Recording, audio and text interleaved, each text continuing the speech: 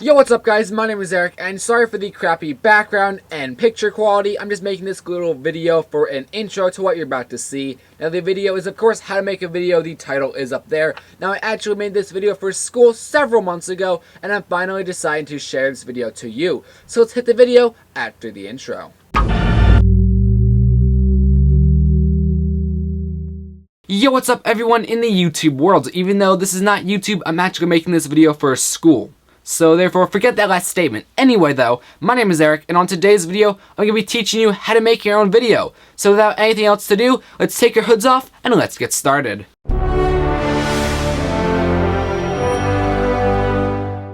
Making your own video consists of three different elements: pre-production, production, and post-production. So let's start with pre-production. So the first thing to do in pre-production is write a script. A script will help you figure out what you're gonna say and what you're gonna do in your video. Now to get a little bit more advanced, you can do a storyboard of your video, and basically a storyboard is drawing out pictures of different scenes you're gonna do. So basically, if I was gonna do a storyboard of this shot right now, I would just draw a little box with me in the front and then make something for my background. It's not really that hard at all. Once you have your script done, then get your crew, whether you need a cameraman or mic man or whatever. Also get your actors. People that are gonna be good actors and are gonna focus on the video is something you wanna look for. You also wanna get your camera equipment such as lenses, microphones, maybe a tripod, monopod, whatever. And finally, in pre-production, you have to figure out where exactly you're gonna shoot this video. Find a good location that'll suit your video, and also make sure you get permission for it.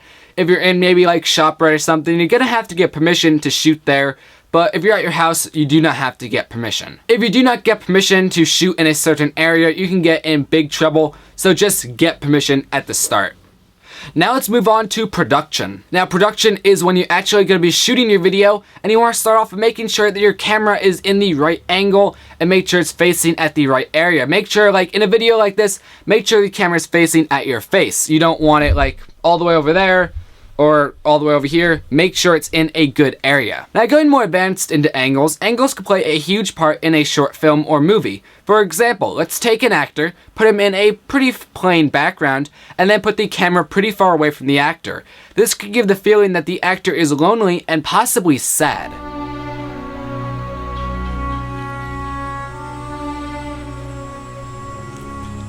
Now on the flip side of that, if the camera is close up to an actor, it could give a dramatic feeling that something could possibly happen.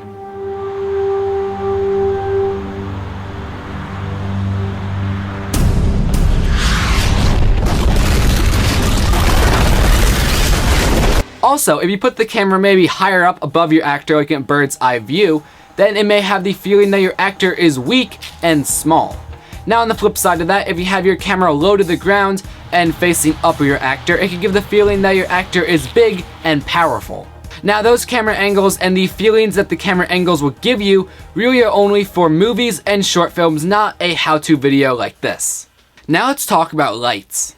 Now if you have too much light, or some lights are just too close to your actor, then the video would not look that great like right now. Now if you do not have enough light, your video can also become hard to see and maybe grainy. Every little light counts. One light can make it, or one light can break it. So now I'm going to show you exactly how much lights mean. So right now I just have one light on, and let's turn all the other lights on. So here's another one. Here's another one. Another one. And then we go turn on the big light. Bam. And there you go. You don't need to have any professional lighting setup, but just have something decent that's gonna look okay in a video. Also make sure that your light is constant and not constantly changing. If it's gonna constantly be changing, your video is gonna look very unprofessional. So now let's just move on to sounds and microphones. So nowadays, microphones built into cameras and camcorders are usually not that great. That's why I love using an external microphone. The only thing is external microphones can cost a lot, and you need a decent camera that can support an external microphone. So if you're just going to be using a simple microphone built into your camera, my recommendation is stay as close to the microphone as possible. That's not saying be right like an inch away from it, but that means don't be like 10 feet away, because if you're 10 feet away, it's going to be harder to hear you, and it's going to allow other sounds in the background to get to the microphone first. Now, shooting outside results in many problems, at least when it comes to the sound. Now, right now, I'm only a foot away from my microphone, and you should be able to hear me pretty well because I do have a higher quality mic. But if you're using a simple camera or camcorder with the built-in mic, you're going to hear the background sounds a lot more, which then it'll be distracting to the viewer that's watching the video. So the recommendation while shooting is shoot in an area with the least amount of sounds, the least amount of cars driving by, and the least amount of wind. Let's go a little bit more advanced into microphones. Now here is a shotgun microphone. Now these microphones can either mount on your camera, on a boom pole, or on a mic stand. A shotgun microphone is unidirectional. That means that the microphone only focuses on what it's being pointed at. So right now the microphone on top of my camera is being pointed at my face. That means that's really trying to just focus on the audio that's coming out of my mouth and not the background sounds from what's behind it. Now a mic like this is omnidirectional, and that means that it picks up the sound all within this area. Now these microphones are usually used for maybe singing or an interview when you're talking to multiple people. Hello? Hey, you want to talk now? Say something. The last kind of microphone I'm going to mention in this video is a lapel microphone. A lapel microphone basically just clips onto your collar of your shirt, and it's made to only hear the sounds that come out of your mouth. Now before we leave the topic of microphones, I want you to hear the difference between different microphones. So right now you're listening to my best shotgun microphone, which is the Rode VideoMic Pro. Anyway though, now let's switch over to the camcorder's microphone.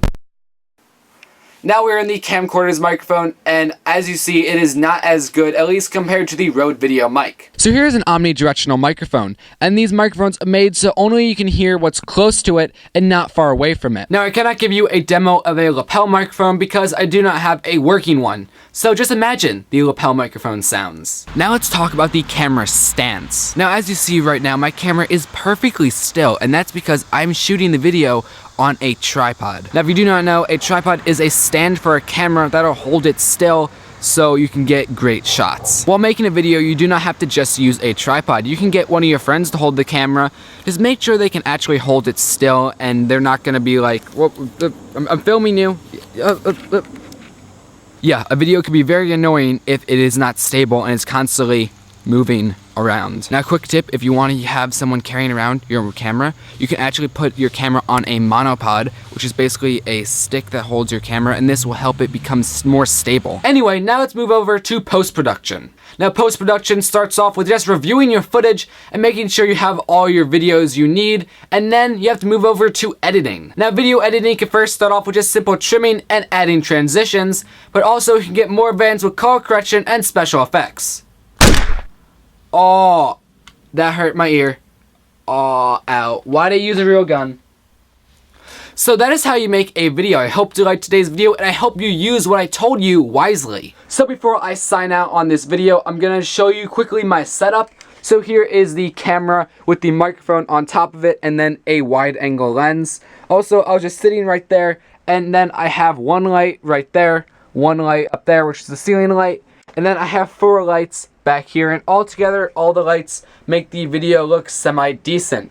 So that is really how I made the video, at least my setup. Nothing else too fancy. I just have some stuff on the ground which I was using. And for my script, I actually just wrote it on my iPad, though you're probably going to have to write it on paper or something. Anyway though guys, I hope you liked today's video, and my name is Eric, and I am signing out.